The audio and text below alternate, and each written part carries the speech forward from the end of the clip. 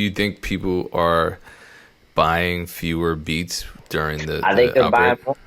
Carl told me they're buying more because he managed, or he doesn't manage them. He's an entertainment attorney, and his clients. He told me that one of his producers sold like 120 beats over the weekend.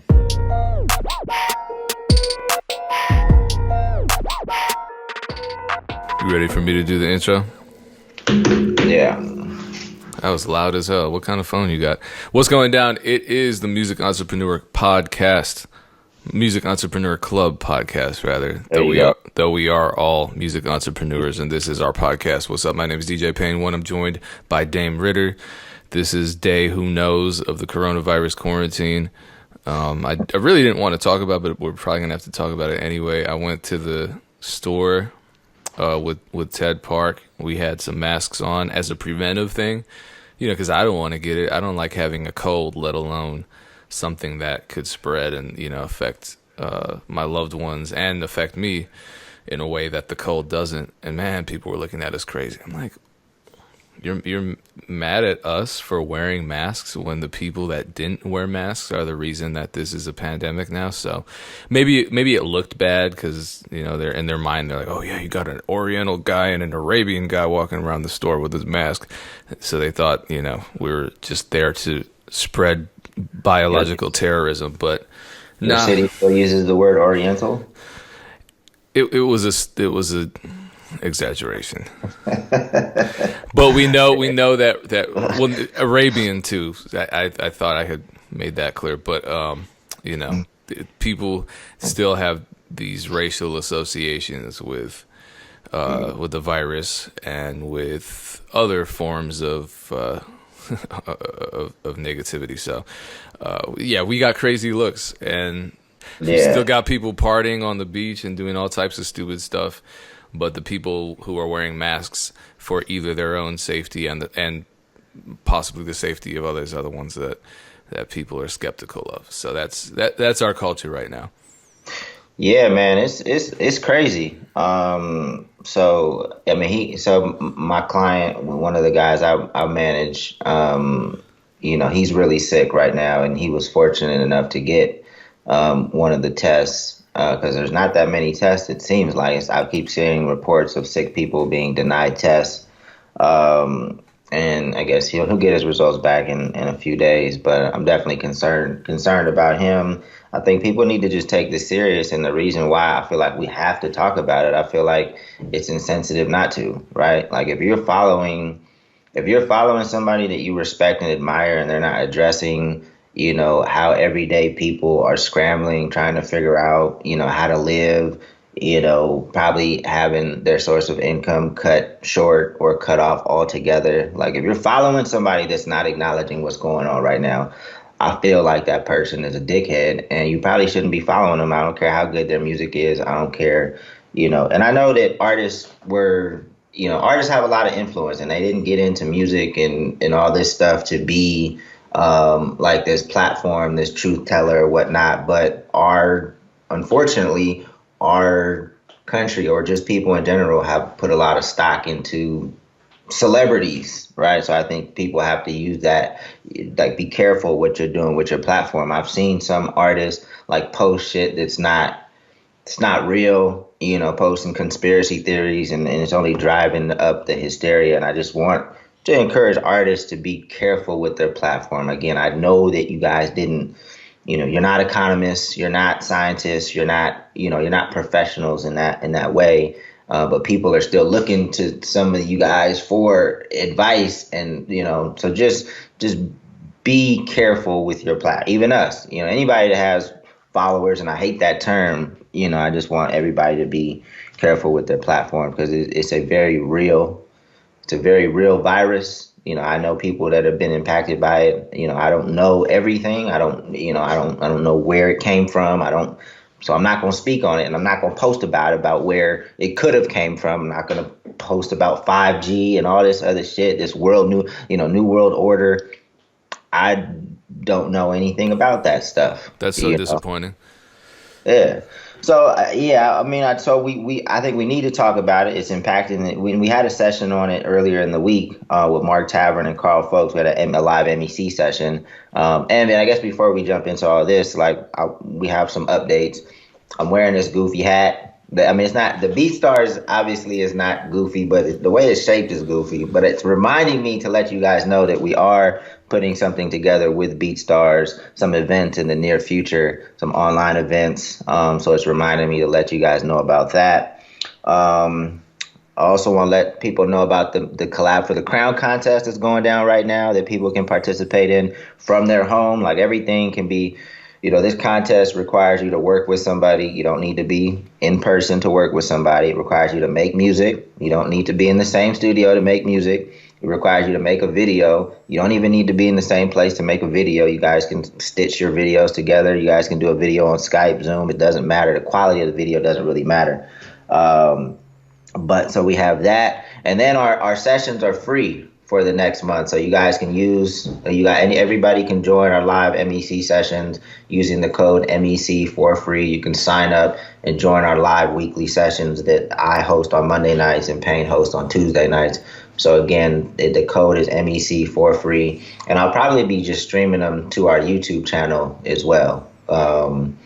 Every Monday night. So even if you're not a member, you can watch them on YouTube if you like. You just won't be able to participate and ask questions at the end. So I know I just said a lot, but it's, yeah, it's crazy times that we're living in, man. And one of the things I wanted to talk about was just like, I want to talk to you, Payne, like how you're adjusting, what your day looks like, and what you feel like you should be doing during this time where where your normal routine has probably been interrupted. What are you substituting that with? Like, what are you doing now that you're not in the schools with kids, teaching them how to make beats? Now that you probably have cut off, some DJ gigs that you had lined up, what are you doing with your time?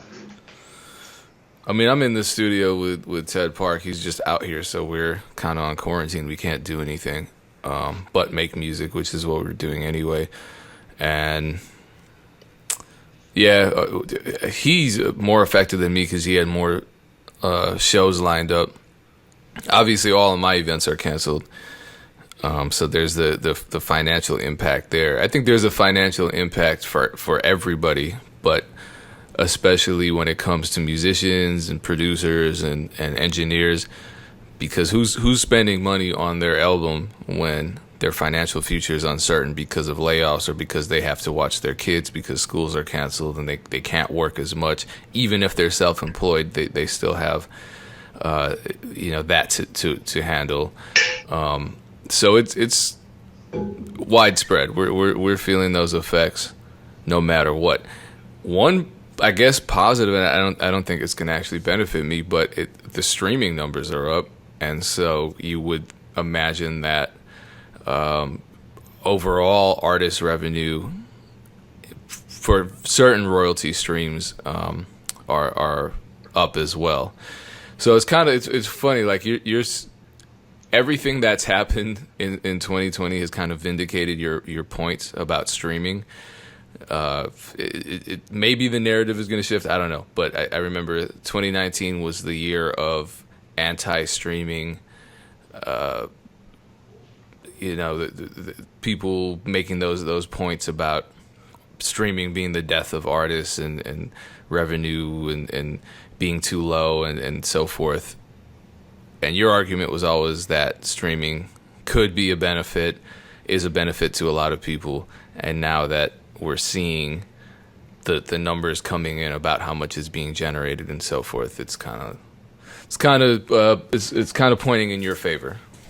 Yeah, I mean, it's to me, this wasn't ever anything to debate about. Like it's just fact, because but it goes back to also, every artist's business is constructed differently, right? Like some artists are heavy touring. Their revenue comes in primarily from touring, and we've talked about this several times, on these podcasts. So if your business was heavily weighted towards touring, obviously you're struggling right now, right? If your revenue mix was more balanced, right, or touring was less of, your revenue, then you're probably not as impacted by that, right? It's just how do you have your business set up and how do you insulate yourself from future disruptions, right? So you can have a more diversified revenue stream, but also you can think about generating revenue outside of the music industry, right? So people that have been more responsible with their earnings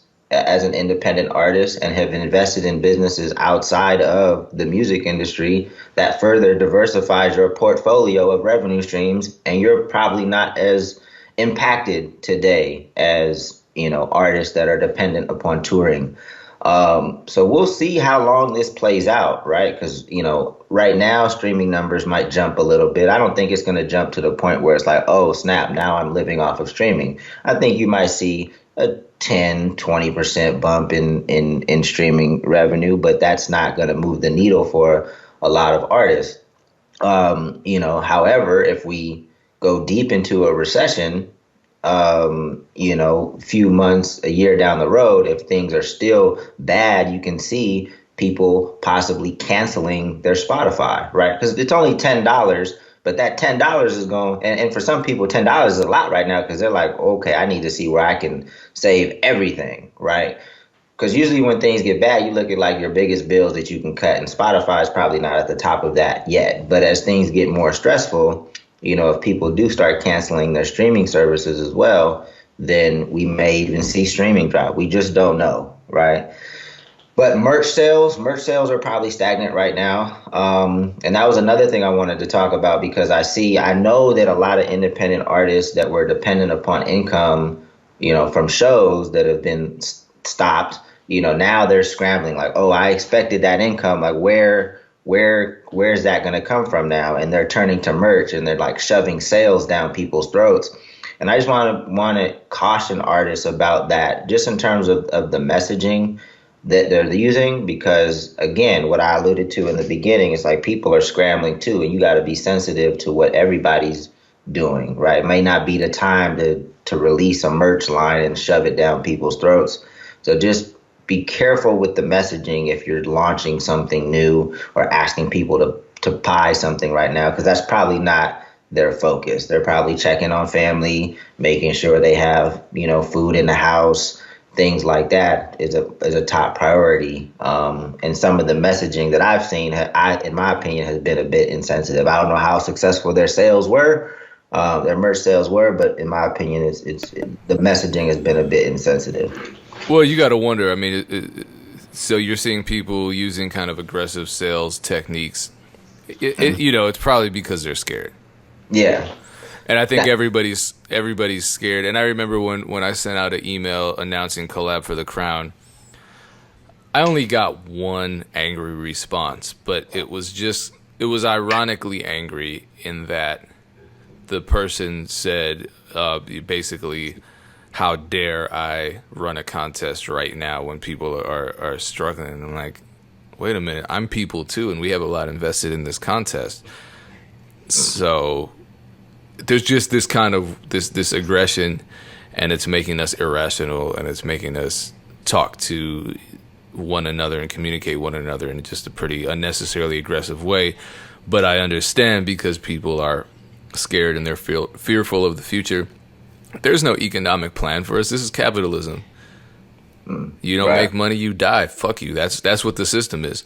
So, and some of us are, oh my God, we're going to get a stimulus package. I'm not putting any kind of faith in there being any kind of stimulus package. If I worked for, some Fortune 500 company, yeah, sure, I'm good. I might even get a bailout on top of it. But the average person, I don't know. I don't think so. It's not looking good. Yeah. And then, I mean, it's something that it was on our minds as well. Like, to participate in the contest, the lowest level beat is $20, right? So, and you have to collaborate with somebody. So you're probably splitting that with whoever you're collaborating with. So it's $10. It's not a super high price ticket, but I understand if people are like, look, I'm not, I can't spend money on anything. I get it. But like you said, we have bills. Not that we pay all our bills through a contest, but we do a lot of stuff with the MEC just well, most of it is really just kind of is passion driven. It's just because we know that it's needed, you know. But if you look at this contest another way, um, you know, it's something to occupy your time. It's something to help build and, you know, build with another person, network with another person, do something creative that with somebody else that maybe you didn't think about doing on your own. We're going to try to give these entries as much exposure as possible. We're going to be, especially now, you know, we're going to be highly engaged and, you know, reposting a lot of the entries, reviewing a lot of the entries ourselves, giving as much feedback as possible.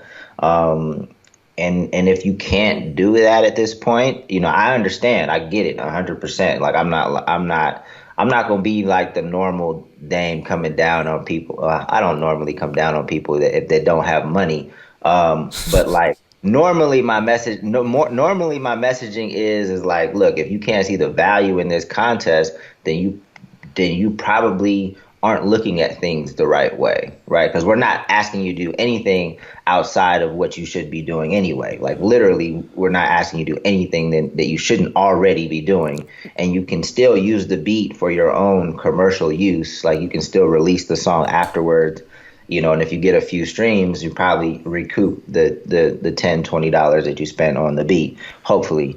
Well, So let me ask you this. So, at this point, what do you recommend that artists do? I know I'm hearing a lot of people saying, "Well, this is a great time to educate. This is a great time to research. This is a great time to learn. This is a great time to revisit some of the materials that will lead to your growth as an artist." It's a time to practice. It's a time to record. But in terms of releasing music, in terms of releasing beats, in terms of releasing merchandise, all that stuff seems kind of uncertain. well, I wouldn't say I was talking to because I work with Foundation for the people that have caught on late on this podcast. It's a distribution company, so we still work with artists to distribute music. And there's an artist that has a release plan for Friday. He hit me up. He was like, "Damn, should I still put it out?" And I don't see no problem with releasing music. I think people kind of need music right now, you know, especially, you know, uplifting music, you know, music, or even if it's not uplifting, even if it just kind of takes them away and you know, allows them to live in your world for a little while. They need it. And when you release music, people have already paid for their subscription services. So you're not asking them to buy anything new. They just get it, right? You know, even you know some of the free services. Music is not you know. I think artists should be releasing music. Merch, on the other hand, I think is tough. You know, I don't know if I had a big merch drop. I don't. I probably, if I was still running a label, I wouldn't do a merch drop right now. Not unless like I wouldn't encourage art unless you just really need the money, like you about to get evicted or thrown out or whatever, you know, and you know that this merch drop potentially can save you. You know, I would hold off on it unless you're in, you know, extremely dire circumstances. How about beats? Do you think people are buying fewer beats during I think the they're outbreak? buying more. Carl told me they're buying more because he doesn't manage them. He's an entertainment attorney, and his clients. He told me that one of his producers sold like 120 beats over the weekend, last weekend. So I think people are in their house. They're looking for a creative outlet. So I think that beats are. I mean, have you seen any blip in your beats? Is it the same? Is it from? I mean, you're a producer. You got a store. Let me know. Yeah, no, I think it's too early to tell, and I think it's also dependent on who your clients are and what their age group is and that kind of thing. I think everyone's reacting to this differently based on you know their own experiences, their position. But I can't predict what that means. Does that mean people who are in their mid-20s and older are more stable and therefore are buying beats more? Are the younger people more reckless and so they're buying beats more? Are the younger people less stable so they're buying fewer beats? Are the older people a little wiser and more paranoid so they're buying fewer beats? I can't tell. So it's really, I think if anything, it's only affected me for financially speaking for maybe the last 5 days. So I don't know. Got you. So this is why. So I posted on Instagram the other day, kind of a summary of what I feel like, or what we felt like artists should be doing right now. And one of them was like just heavily engage with your audience, like really talk to them, learn about them, because what you're talking about now is like if you really know your audience, you know how to respond to what's happening right now. If you really know like who they are, where they are, what drives them, why they listen to your music, what are their pain points. Like if you really know your audience, you know how you should be talking to your fans right now. And if you don't, then that means you don't really know who your base is. And I think that's a problem. Like if Funk Volume still existed, like I know exactly what to post. I know how we would word things. I know what we would do. I know what we would not do because we really understood who our fan base was. And I think that's if an artist doesn't know at this point what they should be doing, I think spend this time to really tap in with your fans, chat with them online, live stream, and really learn who your base is so that you can, not only tailor future marketing efforts and learn things that might feed into your creativity, but you should know what the messaging is during these tough times. I think is super important. So I want to transition over to streaming a little more and pick back up on this. I read something interesting in the Los Angeles Times about that viral. I can't even use the word viral. It was viral. Now it's just a Billboard hit. That Roxanne record, which is catchy as hell. That artist signed to Columbia, and apparently the artist got paid really well. And as far as I'm aware, he's only released one song. It just happened to be a viral hit. You gonna have to give me the backstory because I don't know what this I don't know what You've never heard the song Roxanne? The old school record Roxanne? No. It came out like within the last 6 months. No. Oh well, it's a really good and catchy song, and now it's a hit. But I think it's one of those records that, in part, built a lot of momentum on TikTok. Okay. So anyway, the artist got signed, and the song is, I think it was number one, is number one. It's at least top 10. What's the artist's name? Arizona. I don't Zervas, Zervas. I don't know how to really pronounce it. I don't know what the origin of that particular last name is. But having said that, It's got 585 million streams. Yeah, it's big. One of them was not me, obviously. Hold on, real quick. Are you gonna play it? Yeah. So we're gonna get a copyright strike. Thanks, Dan. I'm turning it down. Can you hear it? I mean, I know the song, so yeah, I can hear it. But I literally never heard that song. I'm sorry, Payne. Continue. So what? That's crazy. So he got a bag from Columbia, and for one song, he didn't have nothing in his catalog. It's just one song went crazy. From what I can see, and from what this article says, and that's why this is an interesting phenomenon. And I'll tell you that this is what the Los Angeles Times writes. They say Columbia's payout, which I guess was large, also reflects the economics of the new streaming business. So more vindication for Dame, in which a label makes money each time a monster hit is played, in contrast with the days of downloads and physical product when the monetizable transaction was the one-time purchase of a CD or MP3. So we talked about this before, where artists, yes, on the one hand, are getting paid a lot less than, say, radio or more traditional channels in which a song is, quote, performed, unquote. But those royalties go up because of the frequency of the play if the song is one that catches their fans. And so labels are benefiting from that too. So in this situation, I mean, if you can't get any streams, or if you're not at the point where you have fans and streams, that you're probably looking at us like, we don't know what the hell we're talking about. It doesn't apply to you. But if you're at a point where you are and you do have fans, and we're looking at the Roxanne situation, in this case, the artist won because he got a huge deal with a huge financial incentive that hopefully carries him through the rest of his career and possibly the rest of his life.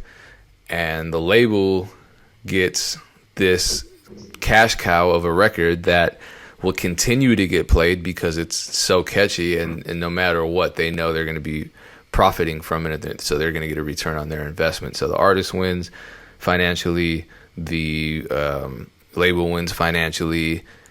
I guess the fans win because they have a song that they like. So it's one more positive streaming story, but then I want to talk about a really negative streaming story. Well, just real quick, I mean, off like, and this is a back of the envelope calculation, but just 585 million streams would probably translate to about 2 point something million dollars, and off one song, and that's one platform. That's pretty crazy. One platform. We're not even talking about YouTube because YouTube is paying, and obviously it's Right. big on YouTube, Apple Music, so forth. So you can imagine it's several million. But now, speaking of Spotify, this was in Forbes magazine. Spotify in 2018 filed for a patent for a voice assistant. But this is weird. It's a voice assistant that recognizes a user's emotions. What? So let me read to you from the Forbes article. A media playback device that could, for example, recognize when a user sounds sad and acknowledge sympathetically, offer encouragement or tough love. And the theoretical voice assistant could listen to a user's vocalized reactions to music and stop playing songs that seem to evoke anger, sadness, or other negative emotions. Spotify's patent claims to interpret the emotion conveyed in human voice commands as part of the input. And so it talks to you in a different way. It recommends certain songs based on your emotional state. When you're talking to the app, or it's listening to you, and it's just playing songs based on, like, if you arguing with your girl, it's gonna pick that up and then play certain songs. Well, it could, right? And that's, I think, people love music and they love convenience. And so if they can talk to their Spotify and their Spotify can say, "Oh, you seem a little sad. Let me recommend some songs," and then, I mean, you laugh, but what I'll say is, this is what's terrifying is the thought in my head that this isn't really going to shock anybody. I think a lot of people are going to embrace this technology. And something that I didn't actually hear about was that recently Facebook lost a case for their facial scanning and analysis technology. It was like a $550 million case that they lost. Because they were storing facial recognition data without any kind of user consent. Privacy concerns, I mean, yeah, it's a concern, but immediately when you just told me about this, because I wasn't aware, I don't trust that Spotify is trying to get you out of a sad state, right? I would be more concerned of, like, company keeping you in that state and keep you listening to that sad music, and, like, so that you just stay on the that's what I'm concerned about, because, like, if you're listening to music and you're in a certain space and you keep listening to music, they may want to keep you in that space because it seems like that's the space where you want to listen to music. Why would they want to disrupt that space? And that's typically how companies work, right? That's how pharmaceutical companies, they want to keep us sick, right? They want that there's no incentive to cure anything or to keep us not sick. But that shouldn't be your therapist. Spotify shouldn't replace therapy. I'm saying that's probably what that's one of your concerns that you're bringing up. No, well, I just don't trust. Companies are looking to enhance their bottom line, and they're going to do that at all costs. And the other thing that I was thinking about is, like, when I speak, I'm pretty monotone a lot of the times. I would just be curious to what it would suggest it play for for me because, and I think you and I may be similar in that way because Very similar, especially and facial recognition too. Every time we would look at our damn phone screen, it would ask us what's wrong. I'd ask you what's wrong. That's you get most of those comments on YouTube. Wait a minute, Dame. How many followers did you lose us on that last Instagram post you made because No, people? I'm just talking about just I've seen more comments on our YouTube about just how angry just like your resting pain face is. But in my defense, you don't make many YouTube videos. So if you did, people would wonder what was wrong with you and what you were going through and if you needed help. So But I'm an easy target here. I'm just going off the YouTube comments. Well, shout out to my YouTube comments.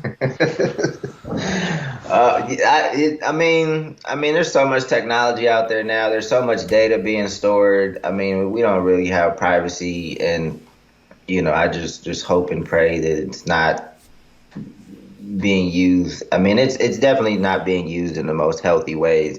I don't know. I mean, when it comes to the privacy stuff, I mean, so much of our data is already captured. There's really not much we can do. I didn't, but I had no idea that Spotify was filing for a patent for this technology. I think it's just kind of weird. I mean, it's all weird, but my thing is we know that data collection doesn't stop at the end user experience. It doesn't stop at the platform that the end user is using. And it doesn't even stop at intrusive advertising because you go beyond that and you take those 23andMe DNA tests, that's going in an FBI database. You walk around the street and you're being tracked by surveillance cameras, that's being used by law enforcement. And anybody that knows an ounce of history knows that law enforcement at a local level, at a federal level, has not always been the best to its people. So to empower them further to intrude on the lives of citizens is something that we should not welcome. Right. Yeah, no, I mean it's a concern.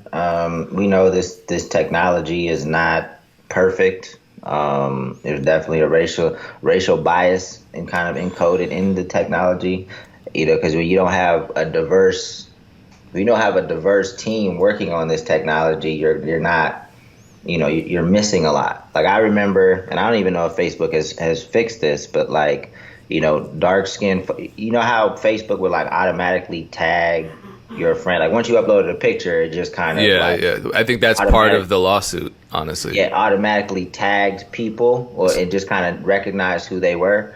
Is like, but my dad is real dark skinned, and like the photo didn't even recognize him as a person. Like it didn't auto tag him. When I hovered over it, it didn't even recognize him as a person. Damn.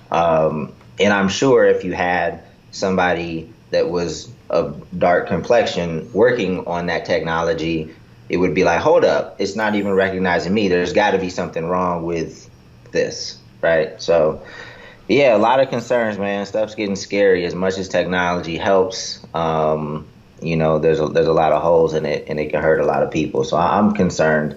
Does Spotify even need that? Like, come on, I don't know. I'm just thinking I wish I had darker skin so I wouldn't be tracked.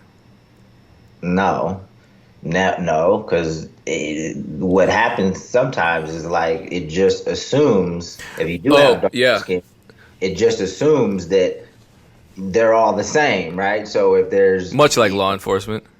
Yeah. So if it looks like somebody, if you have darker skin, you're in that pool. You get thrown in that pool, and if it's anyway. That's another thing I read about when police agencies, and I think there were a lot of articles to read through. One of them had to do with the Oakland police, so we know how that goes. We don't even need to get into that. But the technology that Google was giving access to these law enforcement agencies, they were saying, well, clearly these law enforcement agencies aren't qualified to use these data in meaningful ways.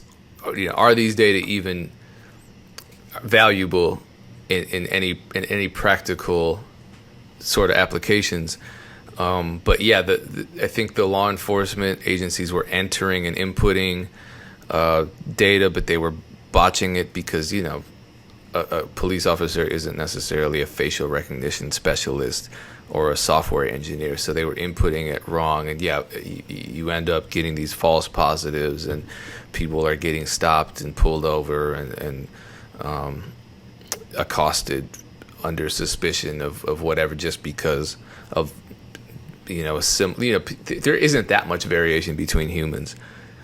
You know, you put someone with a big head in the facial recognition software, and it's just going to make you pull over all big-headed people and treat them like criminals. So it's just more of the same, but now the technology is justifying it, and that's something that I think we should be concerned about.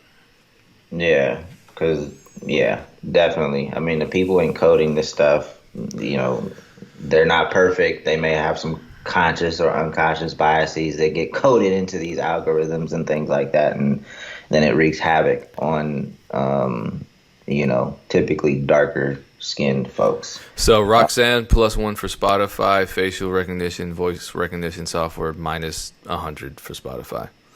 Yeah, it's crazy that I literally had never heard that song. 585 million streams on Spotify alone. That's crazy. And you live with a teenager, so this is really crazy. I'm gonna ask her as soon as I'm done with this podcast if she's heard of it. I mean, I'm sure she's had, but sometimes no. A lot of times I be putting her up on stuff that like that's happening because I felt like, well, I am pretty in tune. I mean, obviously not with this song, but you know, I listen to music now more so just to stay up on it more so than I just enjoy it personally. That makes any sense. So Like, you know how to dance the Renegade Challenge?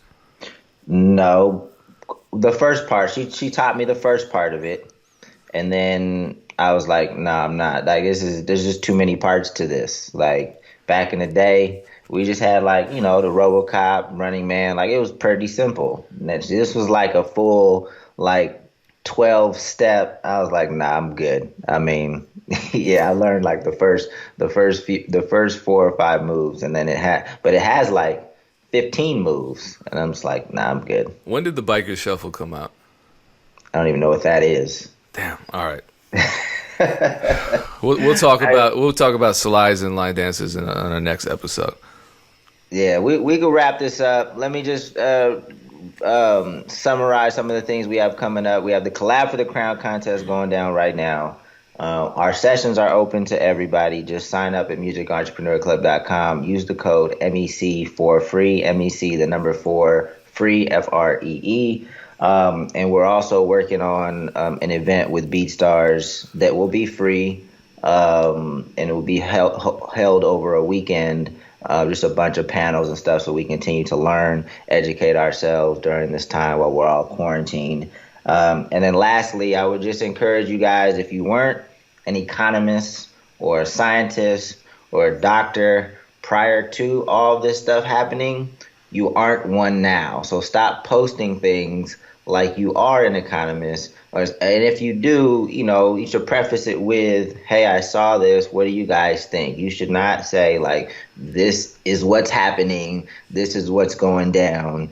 If you were not an economist prior to all this stuff happening, you did not get that knowledge overnight. You're learning just like everybody else. So relax and stop scaring people. All right. On that note, we'll catch you on the next episode. Peace. Peace.